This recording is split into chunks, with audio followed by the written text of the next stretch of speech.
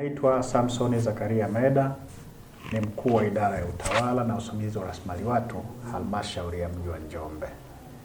Halmashauri mji wa Njombe ilipokea jumla ya watumishi 64 kwa awamu hii, ikiwa ni watumishi wa ajira mpya.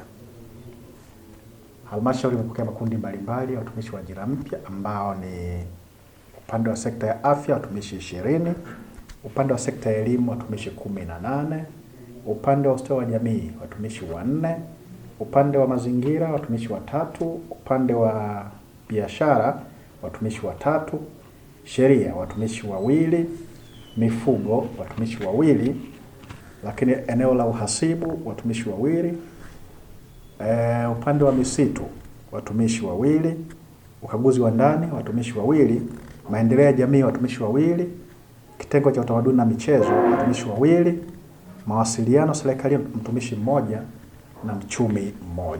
Hii inafanya jumla ya watumishi 64 waliopangiwa halmashauri ya mji wa Njombe.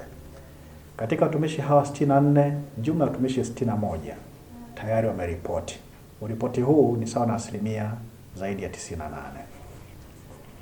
Nimshukuru sana Mheshimiwa Rais wa Jamhuri ya Muungano wa Tanzania, Daktari Samia Suluhu Hassan kwa kuendelea kutekeleza ahadi zake alizozitoa na kuahidi kwamba atatoa fursa za ajira ndani ya kipindi cha siku 100 tangu kuchaguliwa kwake kama Rais wa Jamhuri ya Muungano wa Tanzania.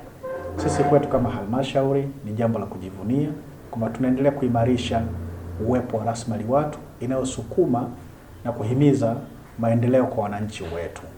Tuwakaribishe sana watumishi hawa walioripoti na wanaendelea kuripoti, lakini tumwahidi Rais kwamba tutaendelea kuenzi jitihada zake kwa kutafsiri maono yake kuweka katika vitendo, kwa kuonyesha uwajibikaji mkubwa na kuandaa na kuwatengeneza watumishi hao kuvaa utumishi wa umma na kuwajibika ipasavyo kuwahudumia wananchi wetu wa Tanzania.